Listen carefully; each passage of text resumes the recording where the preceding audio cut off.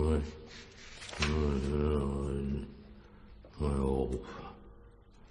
Je le connais par cœur, celui-ci. J'ai soif.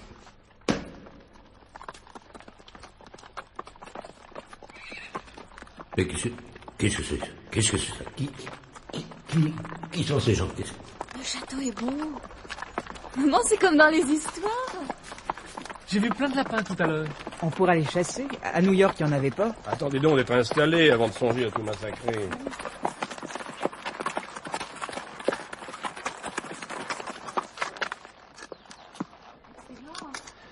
Lucretia, rappelez-moi donc le nom de cette brave gouvernante qui est en train de nous préparer une révérence, comme seules les Anglaises savent encore en faire. Mrs. Humney.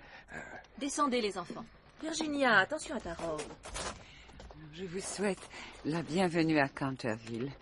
Avez-vous fait bon voyage? Excellent, Mrs. Humney. Merci. Et le fantôme, papa? Vous avez aussi acheté le fantôme? C'est un fantôme. J'ai acheté le domaine, le mobilier et le fantôme au prix où ils ont été évalués. Nous venons d'un pays moderne, où l'argent achète tout ce qui peut s'acheter. Par conséquent, j'ai aussi acheté le fantôme. Mais je crains bien que ce ne soit pas une affaire. Tout le monde sait que cela n'existe pas. Ça, et moi alors? Si nous rentrions, Hiram, il commence à faire frais. Le thé est servi dans la bibliothèque.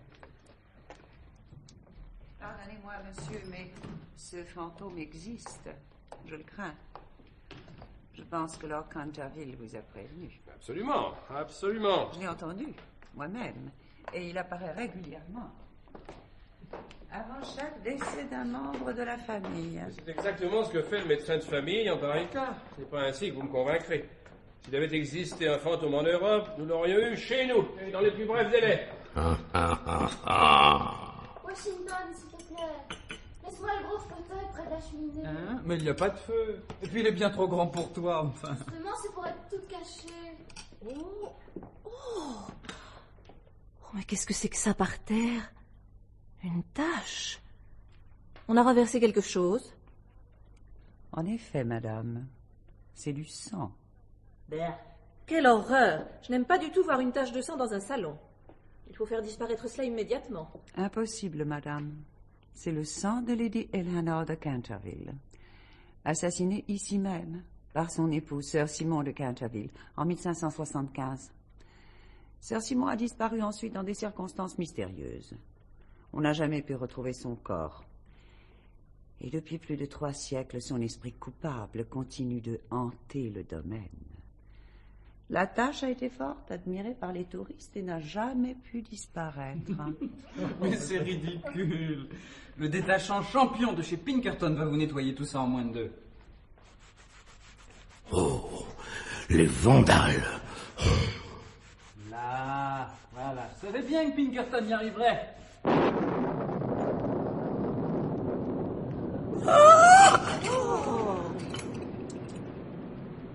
Maman, il pleut. Quel climat monstrueux. Je crois que cette vieille contrée est si surpeuplée qu'il n'y a pas assez de beau temps pour tout le monde. J'ai toujours pensé que l'émigration était pour l'Angleterre la seule planche de salut. Hiram, mon ami, qu'allons-nous faire d'une gouvernante qui s'évanouit? Faites-lui une retenue sur son salaire, comme pour la casse. Ça lui passera. Mon Dieu. Je vous en prie, prenez garde à ce qui pourrait advenir. Mais remettez-vous, voyons. Qu'est-ce qui vous est arrivé? Ne plaisantez pas avec tout cela, monsieur. J'ai vu de mes yeux des choses qui feraient se dresser les cheveux sur la tête à tout bon chrétien. Et bien des nuits, je n'ai pas pu fermer l'œil à cause de choses effrayantes qui se passent ici. Oui. C'est quoi? Ça suffit tous les deux. Enfin, de quoi est-il question? Tout ça n'est pas sérieux. Même les enfants savent que les fantômes n'existent pas. Vous n'avez rien à craindre et nous non plus. Emmenez-nous dans nos chambres, voulez-vous? Vous veillerez à ce que toutes les fenêtres soient bien fermées. Il se met à pleuvoir très fort. Le ciel nous vient en aide.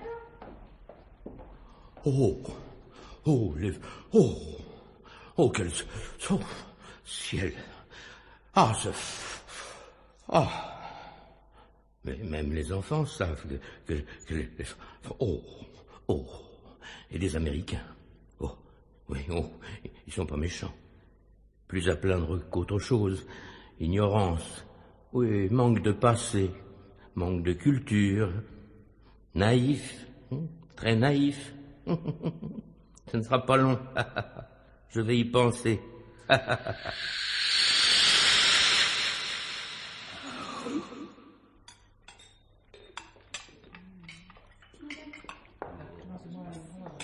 Maman, pourquoi on ne mange plus de bouillie de céréales? C'est bon? Ah oui, oui, oui. Très difficile à trouver en Angleterre, même dans les meilleures maisons. Et les galettes de sarrasin aussi, il faut aller à Londres et encore. À propos, Hiram, quand nous y retournerons le mois prochain, je veux absolument voir Sarah Bernard au théâtre. Oscar Wilde a écrit une pièce pour elle en français, Salomé. Et Lady Chatham m'a dit qu'elle viendrait peut-être la jouer à Londres. Sarah Bernard vous intéresse? Oui. Mais Lucretia, non seulement le personnage a une réputation détestable, mais la comédienne est tout à fait médiocre. Vous iriez entendre sa voix de fausset, hein? En français, qui plus est. D'ailleurs, Lady Chatham vous a mal renseigné. Le chancelier a interdit la pièce. Et pourquoi cela? Défense de présenter des personnages bibliques sur la scène anglaise. Wilde a annoncé qu'il allait se faire nationaliser De français. toute façon, en tant qu'ambassadeur, je peux difficilement apporter ma caution à de tels spectacles en y assistant. Je risque l'incident diplomatique. Eh bien, nous verrons, mon ami. Nous avons fait une longue promenade tout à l'heure. Il est horriblement tard. Si nous montions. Mrs. Sumner, avez-vous fermé la bibliothèque? Mais oui, madame, à double tour. Vous me donnerez la clé. Je la prendrai avec moi ce soir. Et si la tâche revient quand même? On la retrouve tous les matins, la tâche, Washington. Il sert à rien, ton produit. Je ne crois pas que mon détachant soit en cause. Je l'ai essayé dans des cas très difficiles, il a toujours été parfait. Alors c'est le fantôme. Ah, le fantôme peut-être. Cette nuit, on se cachera dans le hall et on verra bien s'il essaie d'entrer dans la bibliothèque. Vous ne verrez rien du tout. Un fantôme, c'est transparent et ça passe à travers les murs. Mais après tout, pourquoi y aurait-il besoin d'une intervention quelconque?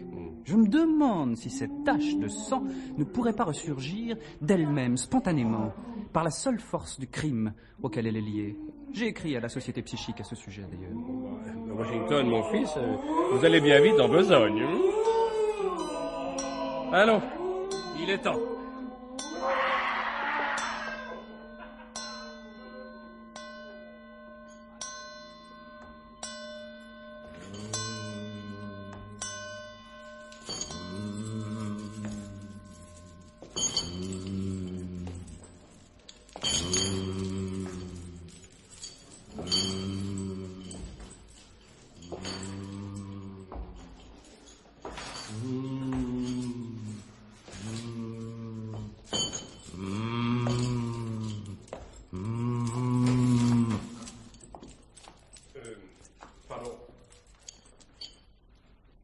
Pardon,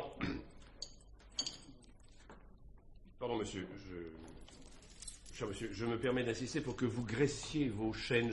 Je vous apporte une petite bouteille d'huile Soleil d'Or. Il paraît qu'elle est particulièrement efficace et qu'il suffit d'en mettre très peu. Si toutefois vous veniez à en manquer, je me ferai un plaisir de vous en fournir davantage. Je vous laisse la bouteille près du chandelier. Quel souffle.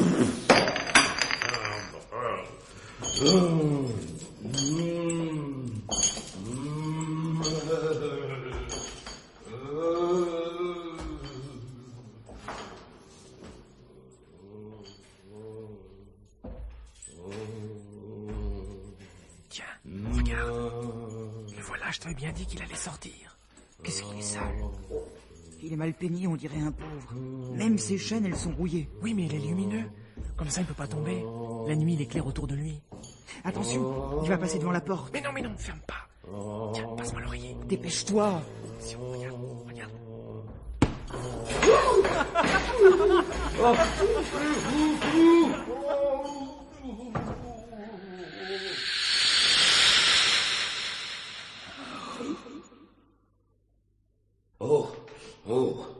Oh, quel sauvage. J'ai soif. Quelle grossièreté. Jamais en 300 années de carrière, je n'ai été insulté de la sorte. Je m'adressais même pas à eux. J'avais aucune intention de les terroriser ce soir. Je faisais ma promenade de routine, tout simplement. Et ils osent s'attaquer à moi, m'humilier de cette façon. Oh! Quand je pense à la duchesse douairière de Bolton, à qui j'ai seulement posé mes mains sur les épaules alors qu'elle se regardait dans la glace, avec ses mouches, ses dentelles et ses diamants, une attaque foudroyante. Et le curé de la paroisse, j'ai soufflé sa bougie alors qu'il sortait de la bibliothèque tard dans la nuit. Il ne s'en est jamais remis. Je me souviens aussi d'une nuit terrible, il n'y a pas bien longtemps, où l'on a découvert le Lord Canterville de l'époque, Jacques le malfaisant, agonisant dans son cabinet de toilette, le valet de carreau en travers de la gorge. Il avait triché. Il avait escroqué Sir Charles James Fox de 50 000 livres aux cartes. Alors, non, l'honneur de la famille. Et la vieille Madame de Trémouillac, en se réveillant au petit matin, elle a vu un squelette assis dans son fauteuil et lisant son journal intime. Fièvre cérébrale, au lit pendant 6 semaines. Et puis elle est devenue tout à fait dévote et a rompu ses relations avec Monsieur de Voltaire. Il y a eu des moments magnifiques. Ma dernière apparition, c'était un soir de juin. Ils jouaient tous au croquet, là, dehors, et moi j'ai joué au quilles avec mes os sur le terrain de tennis. Et maintenant, voilà, quelques misérables Américains arrivent avec leur modernisme pour m'offrir de l'huile Soleil d'Or et me jeter des oreillers à la tête. C'est intolérable. Aucun fantôme dans l'histoire n'a jamais subi pareil traitement. Mais je me vengerai.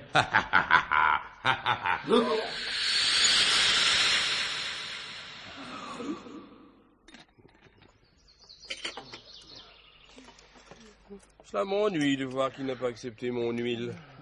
D'une part, je n'avais aucune intention de le froisser, et d'autre part, il y a une bouteille de Soleil d'Or répandue sur le parquet. Cela glisse.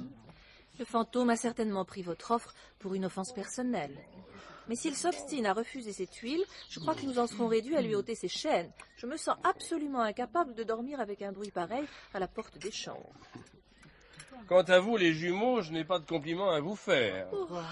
Vu les longues années que le fantôme a passées ici, il n'est pas poli du tout de lui lancer les oreillers. Ce n'est pas de cette façon que nous ferons mon ménage. Et vous, Washington, où en sont vos investigations sur cette tâche? Je suis tout à fait perplexe. Non seulement elle s'est encore renouvelée cette nuit, mais elle arborait ce matin un rouge beaucoup plus clair, presque vermillon. Je n'ai aucune explication dans l'immédiat. Demain, on la trouvera peut-être rose. Oh, ce sera joli.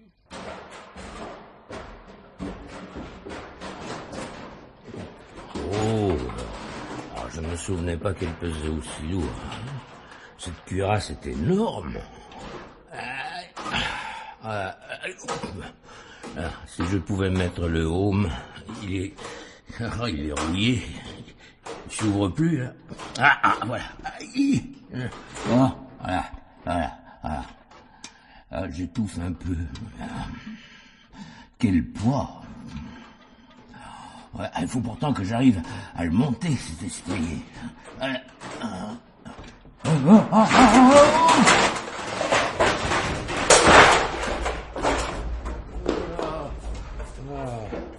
Les mets en l'air! Tout de suite! Ça, c'est duré! Que faites-vous, Washington? C'est un pulvérisateur de jardin. Je pense que cet instrument inconnu pourra l'impressionner bien davantage qu'une arme. Laisse-le! Tu vas le rendre malade!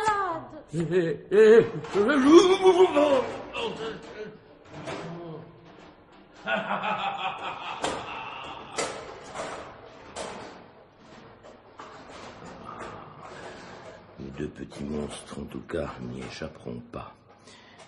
Je vais me transformer en squelette sous leurs yeux, en laissant rouler ma tête jusqu'à leur lit. Ils seront morts de peur.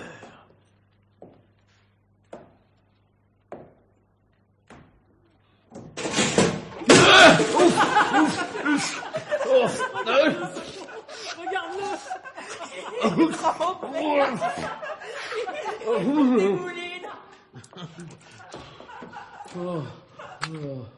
Dites-moi, j'ai peur que vous ne soyez pas bien du tout. Je vous apporte une bouteille d'extrait végétal du docteur Dobel. Si c'est une indigestion, le remède est excellent. Vous verrez?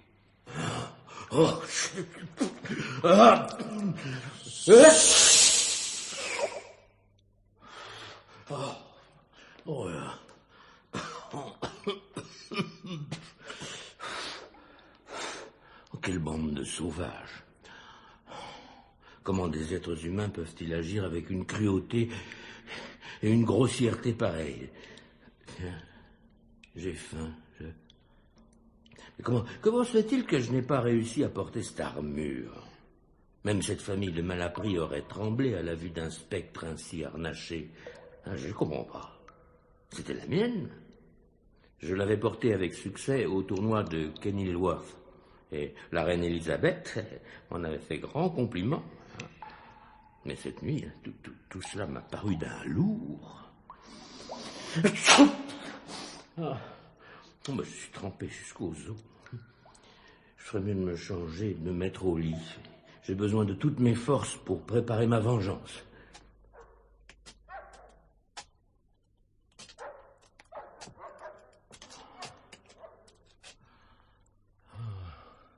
Quelle tranquillité était la mienne avant l'arrivée de ces Américains. Je pouvais faire ce que j'avais à faire en toute sérénité. On me respectait. Chacune de mes apparitions était un triomphe. Oh, mais ils sont allés trop loin désormais. L'intimidation ne suffit plus.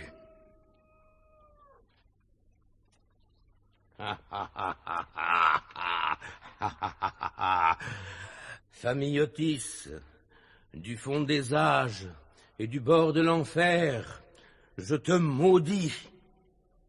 Lorsque Chanteclair aura par 2 fois sonné de son joyeux corps, des actes sanglants seront accomplis, et le meurtre ira rôder de son pas silencieux au château de Canterville.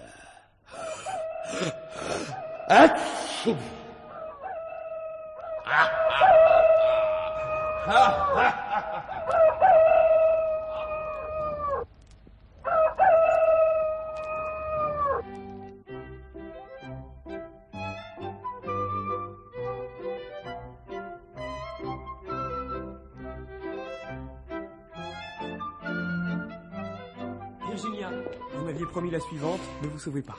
J'en peux plus, Cécile, nous avons tout dansé. Très bien, je vous accorde une pause.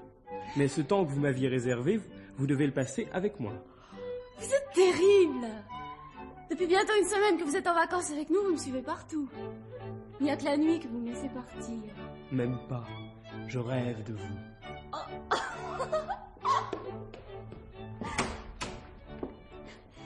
La bibliothèque, c'est la pièce du château que je préfère. Je la trouve un peu sombre, mais on a l'impression qu'il y a des secrets qui dorment dans les boiseries, dans les livres, partout. La tache. Qu'est-ce qui se passe? Elle est verte. Oh, Cécile. Calmez-vous, Virginia. Mais bien sûr, elle est verte. Mais après tout, depuis que je suis ici, je l'ai vue rose, orange, et puis violette pendant 3 jours. Alors pourquoi pas? Mais vous ne comprenez pas. Ce fantôme cherche à vous troubler, c'est tout. Je voudrais bien le rencontrer, moi. Il se cache maintenant. Il est peut-être malade. Mes frères l'ont tellement maltraité l'autre nuit. Ils ont bien fait. C'est un être nuisible, vous savez, profondément méchant. Il s'est attaqué un jour à mon grand-oncle, Lord Francis Stilton, et il l'a ridiculisé, anéanti. Enfin, quelque chose de pire que la mort. Mon grand-oncle avait parié 100 guinées avec le colonel Carberry qu'il jouerait au dé avec le fantôme de Canterville. On l'a retrouvé le lendemain matin, gisant dans la salle de jeu, paralysé. Et jusqu'à la fin de sa vie, il n'a jamais pu dire autre chose que double 6. Une vraie loque. Je crois qu'il n'aime pas beaucoup les gens qui le défient, qui ne croient pas en lui. C'est un peu ce qui s'est passé avec nous. Virginia, la pause est terminée. Vous ne m'échapperez plus.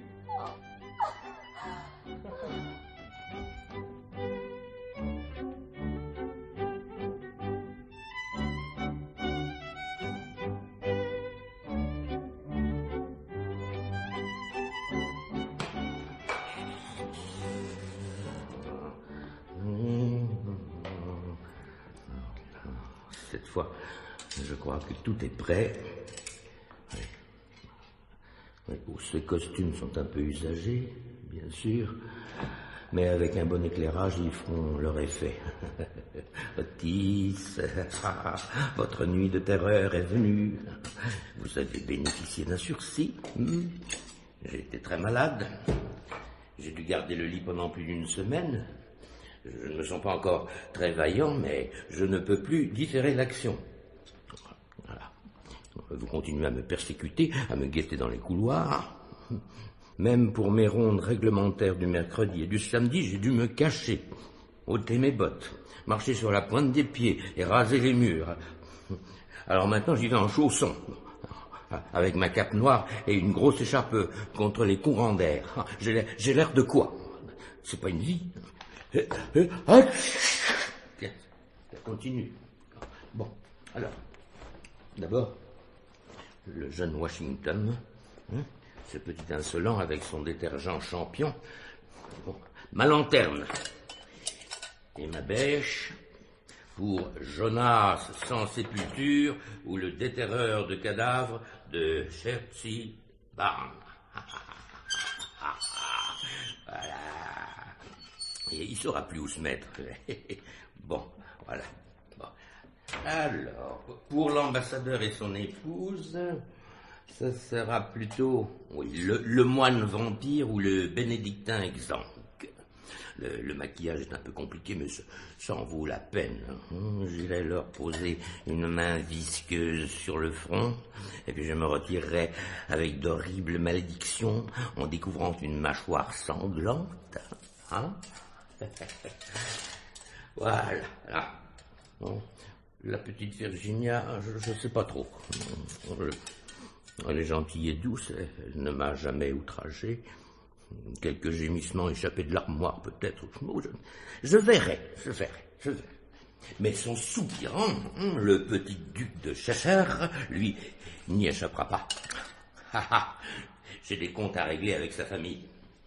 Je lui réserve Martin le maniaque ou le mystère masqué.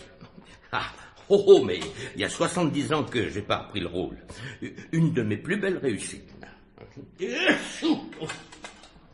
Quant aux jumeaux, pour eux, pas de pitié. L'autre nuit, ils ont encore parsemé le corridor de coquilles de noix et je me suis fait très mal aux pieds. Alors, je vais leur donner une leçon dont ils se souviendront. Je commencerai par m'asseoir sur leur poitrine, de façon à provoquer une sensation d'étouffement. Bon, et puis j'irai m'allonger entre leurs deux lits, glacial, verdâtre, cadavérique. Ils seront paralysés de terreur et me demanderont grâce, mais j'irai jusqu'au bout. Je rejetterai mon linceul et je ramperai tout autour de la chambre avec mes os blanchis, en roulant des yeux, dans le rôle de Daniel Lemuet ou le squelette du suicide. Cela a toujours produit beaucoup d'effets. Bon, ma bêche, ma lanterne.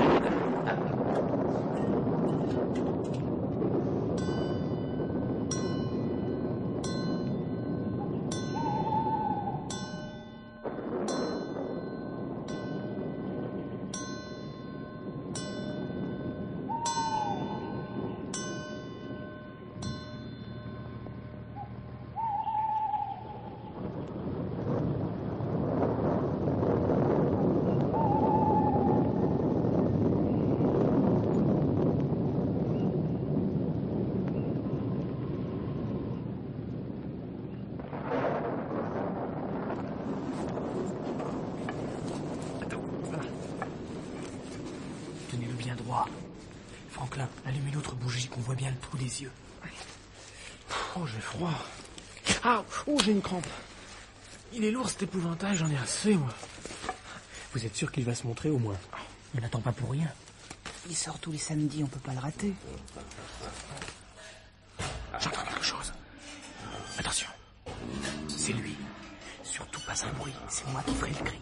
D'accord.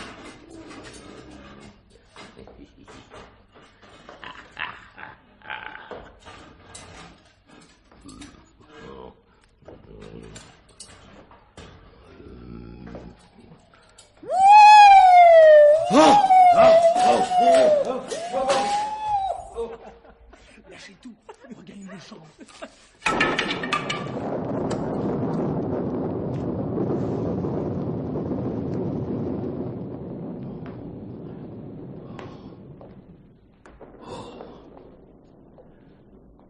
Un spectre.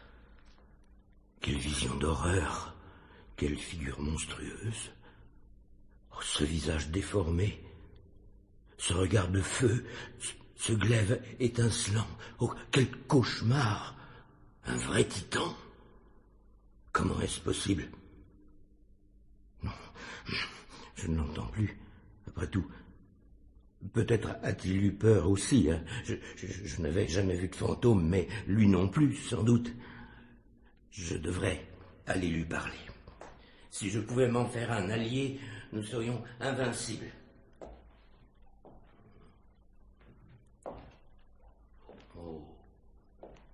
Oh, que lui est-il arrivé? Mais un drap, une citrouille, hein? Un couteau de cuisine, mais... Et ça, qu'est-ce Le fantôme Otis, seul vrai pantin sans pareil, méfiez-vous des imitations, tous autres sont contrefaits. On se joue de moi, on me déshonore. Oh, je n'en peux plus, j'ai faim, j'ai soif, je n'en peux plus, j'ai soif.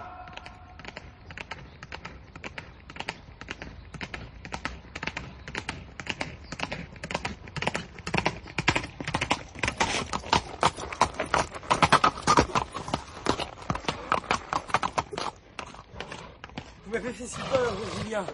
Vous n'avez rien. Le bas de votre robe est tout déchiré. Rien de grave, rassurez-vous. Je me suis égratignée en passant la haie. Voilà tout. S'il me brûle un peu, ma robe n'est vraiment plus présentable. Voulez-vous m'excuser un moment? Je vais aller me changer. Êtes-vous sûr que cela ira? Je ne peux rien faire pour vous? Rien, Cécile. Je vous assure. Je vous confie mon poney. Nous nous verrons pour le thé.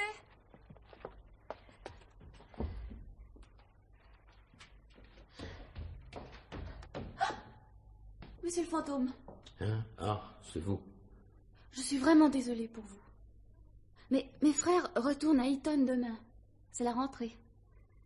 Alors si vous vous tenez tranquille, personne ne vous ennuiera plus. Mais c'est absurde de me demander de me tenir tranquille.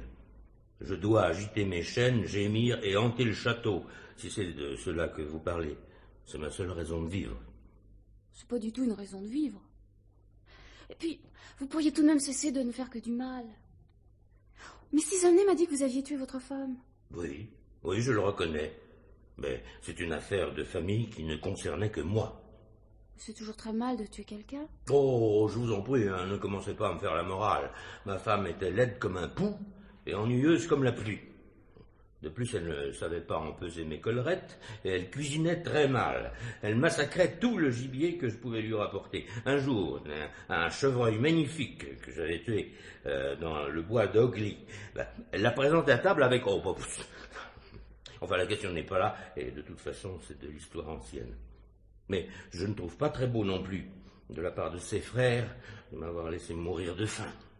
Oh. Monsieur le fantôme, est-ce que vous avez faim? J'ai un sandwich dans mon sac. Le voulez-vous? Non, merci. Je ne mange plus à présent. Mais c'est très gentil à vous.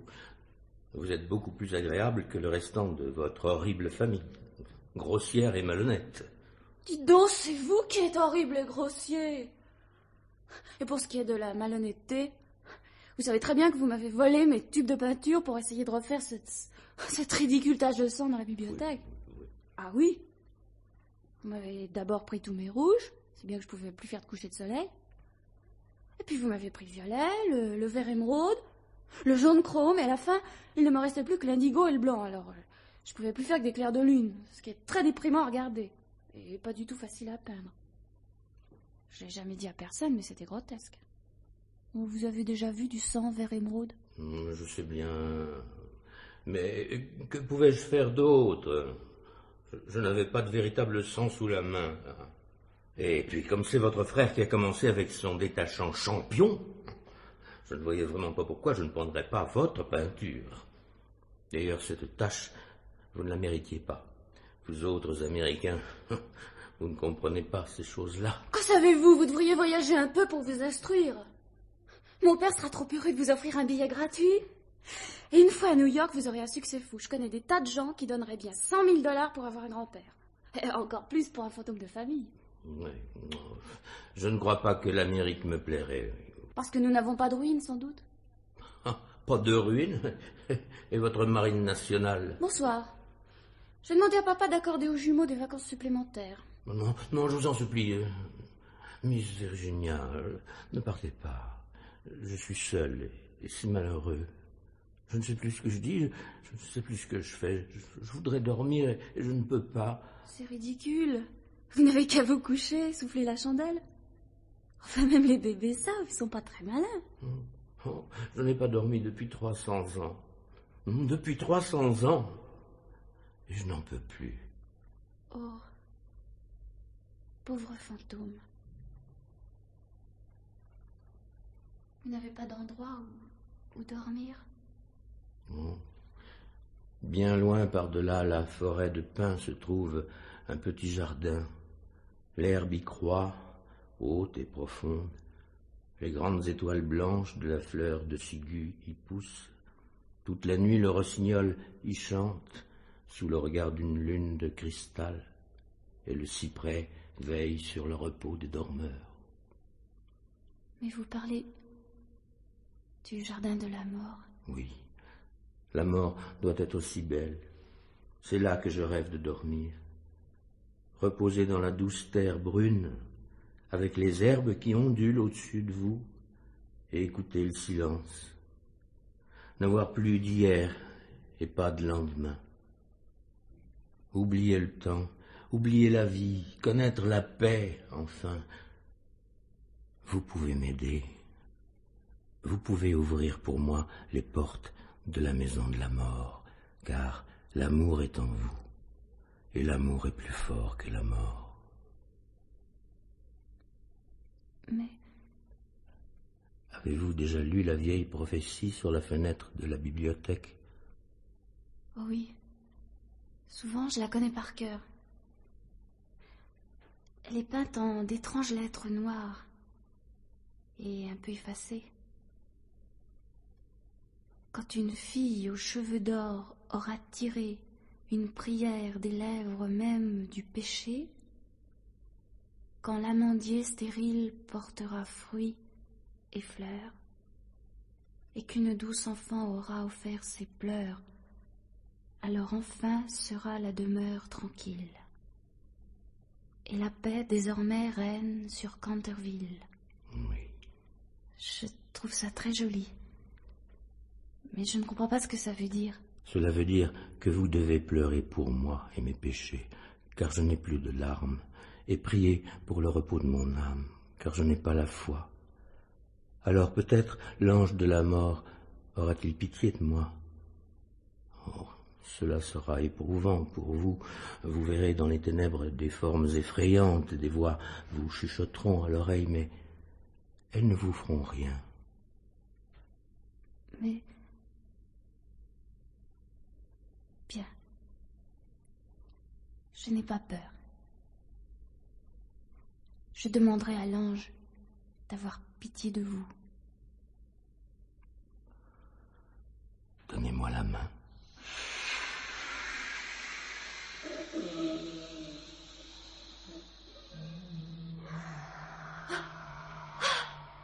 Vite, vite, ou il sera trop tard.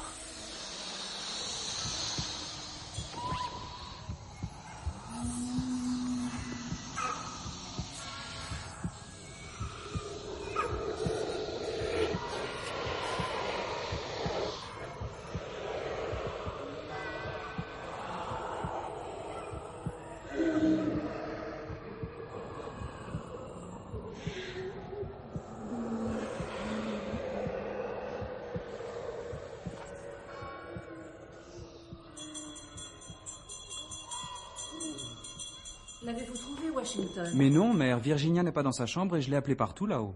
Mais enfin, elle m'a seulement quitté pour aller se changer tout à l'heure en me donnant rendez-vous pour le thé. Washington, allez avec vos frères chercher dans le parc. Elle a pu sortir faire un bouquet pour ce soir. Nous avons fait sonner 3 fois la cloche, Lucrezia. Elle aurait entendu. Virginia! Virginia! Virginia! Virginia! Virginia! Virginia! Virginia! Virginia! Virginia! Virginia! Virginia! Il faut retrouver cette troupe de bohémiens qui a campé dans le fond du parc il y a 3 jours. Ils ont très bien pu l'enlever. Oui, père.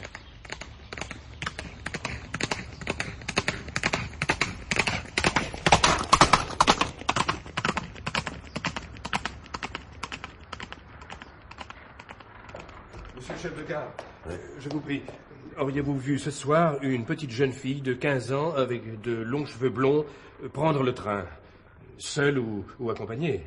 Non. Non, je n'ai eu que 2 trains depuis 16 heures et pas de petite jeune fille blonde. C'est ma fille, elle a disparu. Puis-je télégraphier à la police du comté? Bien sûr, monsieur.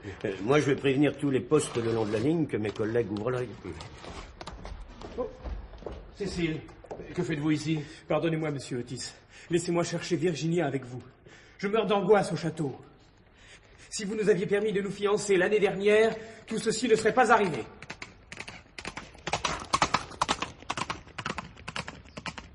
Père, on a arrêté les bohémiens à Broxley, mais Virginia n'était pas avec eux. Je crois qu'il vaut mieux rentrer à présent. Il fait nuit noire. Nous aurons peut-être des nouvelles au château. Oui. Que pouvons-nous faire d'autre, Hiram? Nous avons fouillé toute la maison, le parc et même dragué le grand bassin. Je télégraphierai demain à la première heure à Scotland Yard. On nous envoie des détectives. Un petit souper est prêt. Il faut absolument manger quelque chose et vous reposer.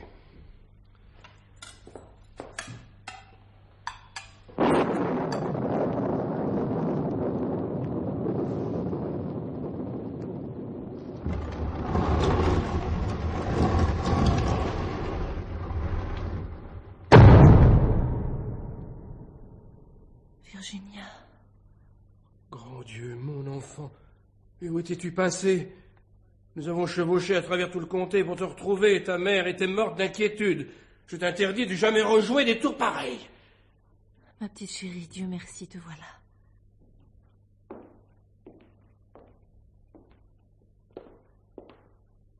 Papa, j'étais avec le fantôme. Il est mort. Il faut que tu viennes le voir. Il a fait beaucoup de mal autrefois, mais il s'est sincèrement repenti. Et il m'a donné ce beau coffret de bijoux avant de mourir. Virginia, qu'est-ce que tu nous racontes? Venez. Je vais vous conduire.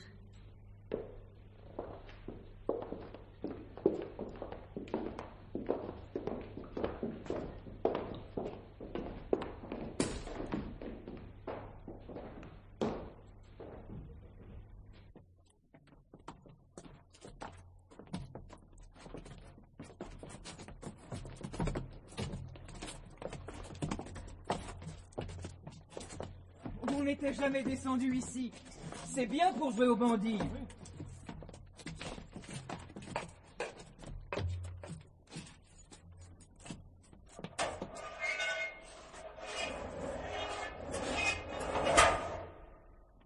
Mon Dieu. Regardez, il est enchaîné et couché tout son long par terre, comme s'il essayait d'atteindre l'assiette à la cruche, là-bas près du soupirail. On a dû le laisser mourir de faim. C'est atroce. Il faudra prévenir Lord Canterville. Mon Dieu, ayez pitié de lui. Faites qu'il repose en paix. Oh, venez voir. Le vieil amandier a fleuri. On le voit très bien dans la cour au clair de lune. L'ange lui a pardonné maintenant. Il dort.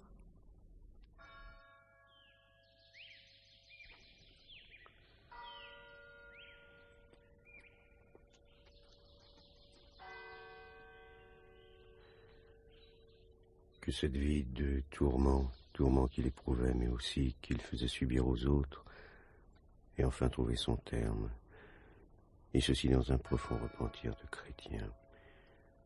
Dieu l'a accueilli parmi les siens, et comme l'annonçait le poème prophétique de la bibliothèque, le domaine a enfin retrouvé la paix. Que ce vieux cyprès veille sur le repos éternel de sœur Simon de Canterville. Requiescat in pace. Amen.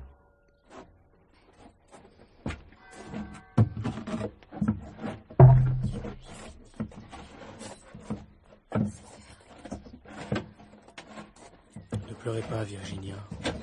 C'est vous-même qui avez dit qu'il était heureux désormais. Oui, bien sûr.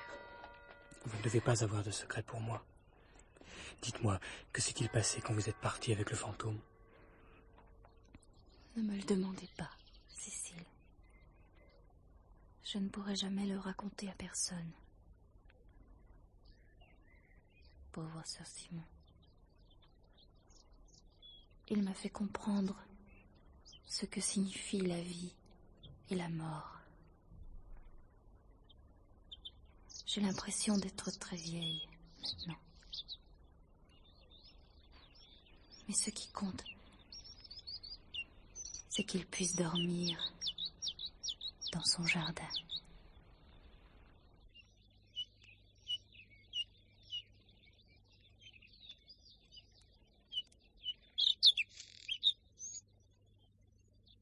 Reposez dans la douce terre brune, avec les herbes qui ondulent au-dessus de vous, et écoutez le silence, n'avoir plus d'hier et pas de lendemain. Oubliez le temps, oubliez la vie, connaître la paix.